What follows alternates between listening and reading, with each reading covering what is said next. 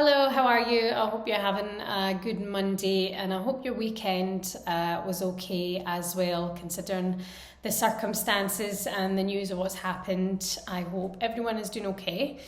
Of course, it was announced that the WSL and many other games in the Premier League, Championship and more were postponed because of Her Majesty's passing. And it's just been announced this afternoon that many games are now going to start going ahead this week. So pleased to say that the WSL will now be resuming this weekend. And I'm really looking forward to it. I've been speaking to a couple of players as well over the weekend who completely understand what's happened and respect that. But it's been a long break for the WSL, and I mean that with my utmost respect. It's been a long break, and from what happened last week, I think players and fans are ready to see what's next for women's football, to see what's lying ahead after the Women's Euros in the summer, to see the fans and cheering on the Galdem. So yeah, I'm very much so looking forward to it. And play will resume this Friday. The game that you will have first is Arsenal against Brighton. It's going to be at Bournemouth, 7:30 kick-off. Very much so looking forward to this, purely because I'm so invested in the Arsenal women's team, mostly because of my sister-in-law, Katie McCabe, and I think just ready for what's next for Arsenal. They've had an interesting transfer window, not as action-packed as I thought maybe it was going to be.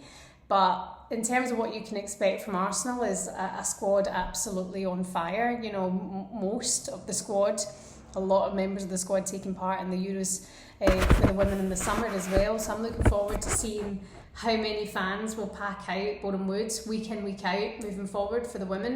Of course, you've obviously got Beth Mead, who was the player of the tournament. You've got Leah Williamson in there, captained. Of course, England in the summer, and just excited to see what's next for them, because I'm hoping it's going to be a season for them. I'm hoping that they're ready, hoping they're going to challenge this season. I want it to be the way it was last season, in terms that we saw a real title race that went right down to the wire on that final day. And I think Arsenal should be ready this time round. On Saturday, it's Manchester United against Reading, 12 o'clock at Lee Sports Village. Another team who have got to be ready for more this season. And it's interesting because I was speaking to Karen Carney about this for a show that I've been working on called 90 Men. The full interview will come soon. I'll make sure I'll share it here and you can see it. But she was saying that Mark Skinner still needs time for Manchester United. You know, despite the squad that he's got, he still needs time. You need a few windows to really find your feet and grow and move. And that's not something we give managers a lot of time for in the WSL, and last season was the prime example of that. You know, if you didn't, cut the mustard, you were gone pretty swiftly. So I wonder what's next for Mark Skinner. I think the team that he's got is absolutely sensational, and I have done for quite some time. So I feel for Manchester United, this has to be the season where they really kind of give it a good run, and I think they will. I think they'll be feeling galvanised after the members of the squads who took part in the Euros. You've got two of the best, best forwards, midfielders, in Ella Toon and Alessio Russo, and they're so happening just now as well. I think they're going to bring in a lot of fans, as well as Mary Earps, and Nikita Paris as well going in there as well. So Manchester United against Reading, that's on Saturday at 12 o'clock. And then on Sunday, of course, you've got Aston Villa against Manchester City. Now, on opening weekend, we had a lot of the fixtures taking place at the men's stadiums. And I don't know how you feel about this, but I think in a dream world moving forward, in the future, what it can be done is to make sure that the men and the women both represent, their games at the home stadiums. I was having really good chats with the girls from Girls on the Ball, last week about this, and, Sophie had made the point that it should be, everybody representing, this is our club and these are our teams, these are our men, this is our women's team. I'd like to see more of that, and I'm looking forward to seeing Aston Villa host Manchester City at Villa Park, because cast your mind back to the last day of the season, all the way back to May? It's such a long time ago. Was it May? I think it was May. It feels like a long time ago, but I went to that game and I really enjoyed it, and Villa Park was pretty packed up. And I've been speaking to a member of the team who works at Aston Villa, And bearing in mind, you know, they're bringing in the likes of Rachel Daly as well. Again, she's a hot ticket to come and see in action, especially after the Euros that she had. Sales are good for Aston Villa, over 108% increase on season tickets from last season, which is excellent. Perhaps that's you. And we're edging closer to matching our WSL record for home attendance that was achieved against Birmingham in May, and that was the last game of the season. Birmingham won the game, but managed to be relegated in the final day, which we knew was coming, but a shame all besides. But Aston Villa was brilliant that day. I really enjoyed it. I really enjoyed the atmosphere, and I thought it was pretty well represented. I thought everything was in really good form.